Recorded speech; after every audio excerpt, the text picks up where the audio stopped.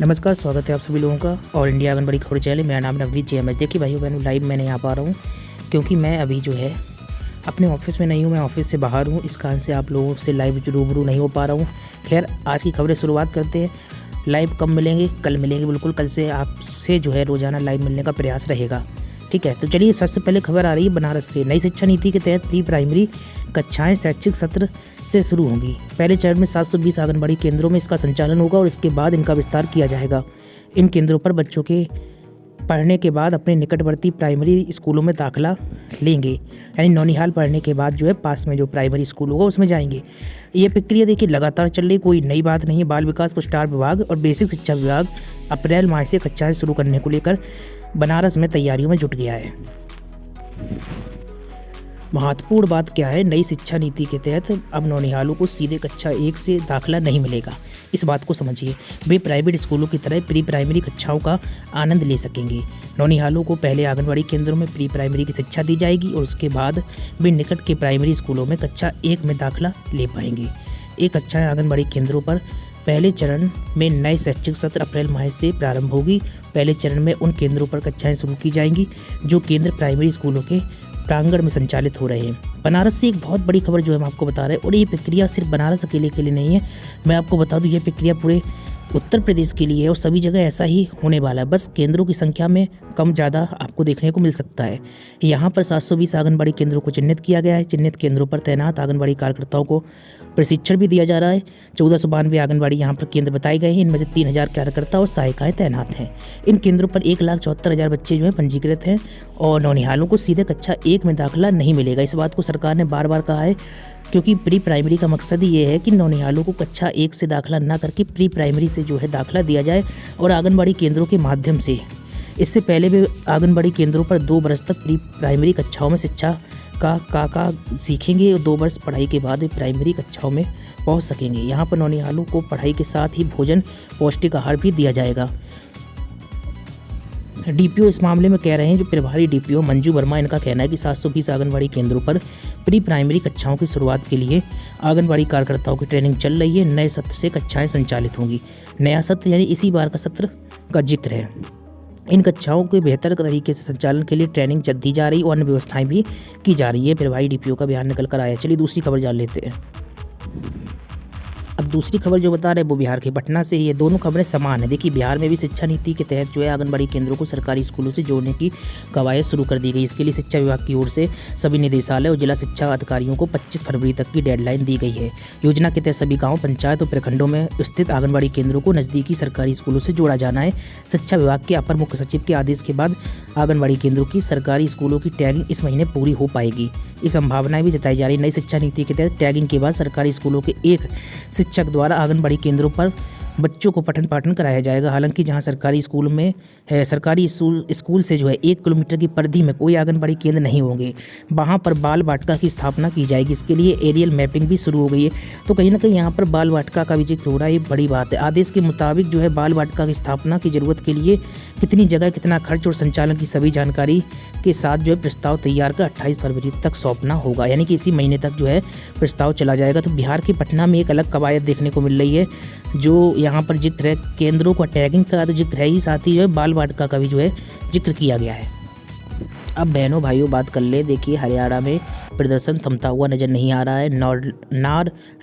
नौल से जो है खबर है, कार्यकर्ताओं ने अपनी मांगों को लेकर लघु सचिवालय में 66 दिन का लिखा है। यहाँ पे आपको बता दें, लगातार ये धरना प्रदर्शन चल रहा है। मांगे प्रमुख तौर पर वही हैं जो हम लगातार बहनों आपको बता रहे हैं। यहाँ पर प्रदर्शन को संबोधित करते हुए जिला प्रधान ने CDPO कार्यालय शहर के सुपरवाइजरों द्वारा आंगनबाड़ी वर्कर्स और हेल्पर को घर घर जाकर डराने, धमकाने और आंगनबाड़ी आंदोलन को प्रभावित करने की कड़ी आलोचना की है। जिला प्रधान ने कहा है कि आंगनबाड़ी कार्यकर्ता पिछले 2 महीने से लोकतांत्रिक तरीके से अपनी न्यायोचित मांगों को लेकर आंदोलन पर हैं। CDPO कार्यालय के सुपरवाइजरों द्वारा घर घर जाकर वर्कर्स और हेल्पर्स को डरा धमकाकर आंदोलन में भाग लेने के लिए मना करना आंगनबाड़ी के जनतांत्रिक अधिकारों का हनन है। चूँकि आपको मैं बता दूं कि अभी देखिए कितनी सारी आंगनबाड़ी कार्यकर्ताओं को जो है बर्खास्त करने की कार्रवाई की गई है और इसी वजह से यूनियन ने काफ़ी जो है आक्रोश व्यक्त किया है और एक निश्चित तौर पर न्यायप्रिय बात नहीं हुई है।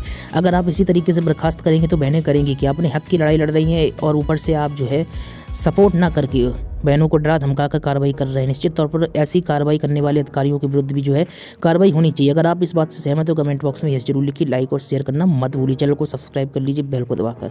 चलिए अगली खबर जान लेते हैं। देखिए अब चलते हैं बिहार से एक हमें प्लेटर प्राप्त हुआ है। नेशनल न्यूट्रिशन मिशन पोषण अभियान के तहत जो है वर्चुअल तौर पर ओरिएंटेशन ऑन पोषण ट्रैकर एक कार्यक्रम जो है आपको बता दें आयोजित किया जा रहा है। DPO, CDPO, district coordinator, DPA, lady supervisor, block coordinator and BPA participate करेंगे। देखिए ये डेट 14 और 15 रखी गई, यानी कि सोमवार और मंगल को यह कार्यक्रम होगा और इसमें जो हमने आपको पद बताए हैं ये सभी अधिकारी जो हैं सम्मिलित होंगे। और इसमें देखिए क्या किया जा रहा है। सबसे पहले तो आपको बता दें वर्चुअल तौर पर पोषण ट्रैकर ऐप के बारे में जो है जानकारी दी जा रही है। इसमें लिखा हुआ है ड्यूरेशन 5 मिनट के लिए, वेलकम एंड जो स्वागत एक तरफ से होता है कि कुछ जानकारियाँ दी जाती है, वेलकम एंड ऑब्जेक्टिव्स लिखा है, मोड होगा स्पीच मोड होगा और रिसोर्स लिखा हुआ है नोडल पोषण अभियान।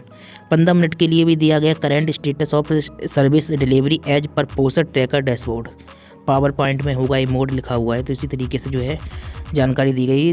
डायरेक्ट तौर पर जो है आपके लिए नहीं है, लेकिन यहाँ पर जनपदों के नाम भी हमें देखने को मिल रहा है। बिहार में 14 और 15 तारीख को जो है वर्चुअल तौर पर एक तरफ से पोषण अभियान के तहत जो है एक कार्यक्रम आयोजित किया जा रहा है जो वर्चुअल होगा, जिसमें DPO, CDPO, district coordinator, DPO, lady supervisor, block coordinator and BPA जो है प्रतिभाग करेंगे। चलिए अंतिम और महत्वपूर्ण खबर आपको बता देते हैं। उत्तर प्रदेश शासन द्वारा ये लेटर जारी किया गया है। महावीर प्रसाद गौतम, संयुक्त सचिव उत्तर प्रदेश शासन ने जो है बाल विकास पुष्टाहार विभाग उत्तर प्रदेश लखनऊ को यह पत्र भेजा है। सवाल है कि इसमें जानकारी क्या है आपके काम की। सबसे पहले मैं बता दूं अनुदान संख्या 49 के तहत आंगनबाड़ी सेवाएं योजना के लिए 101 समन्वित बाल विकास परियोजना जो है और 0104 जिला स्तरीय स्टाफ की व्यवस्था के लिए 2021-22 के लिए जो है प्रावधानित धनराशि के सापेक्ष तृतीय त्रैमास हेतु वित्तीय स्वीकृति जारी की गई। इस संबंध में लेटर जारी हुआ है और बाकी नियम दिए गए हैं। नियम तो हम नहीं पढ़ेंगे, जो महत्वपूर्ण जानकारी है वो हम आपको बता दें।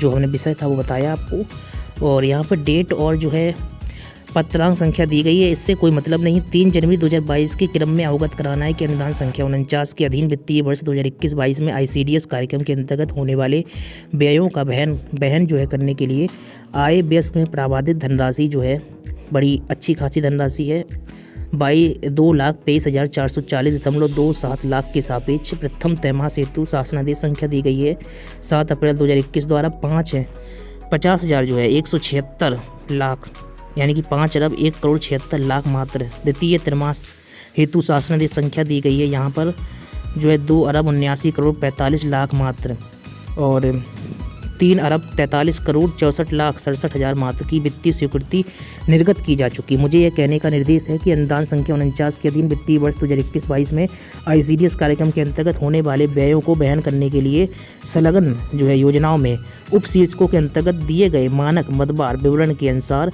आय व्यय जो है में प्रावधानित धनराशि रुपये 2,23,000 से जो अधिक दिया गया इसके लाख के सापेक्ष तृतीय त्रैमास के माह नवंबर दिसंबर 2021 हेतु जो है 72,48,90,000 की मात्र की मांग के सापेक्ष जो है केंद्र द्वारा 3,313 लाख यानी कि 33,13,73,000 की मात्र जो है शर्तों द्वारा, नीचे जो शर्त लिखी है वो हम नहीं पढ़ेंगे, सिर्फ आपको बता देते हैं शर्तों द्वारा प्रतिबंधों के अधीन राज्यपाल महोदय है जो इन्होंने स्वीकृति दे दी है। यानी कि कुल मिलाकर शॉर्ट में बताएं कि आंगनबाड़ी सेवा योजनाओं के लिए जो है स्वीकृति मिल गई है, इसके लिए पैसा जारी कर दिया गया है।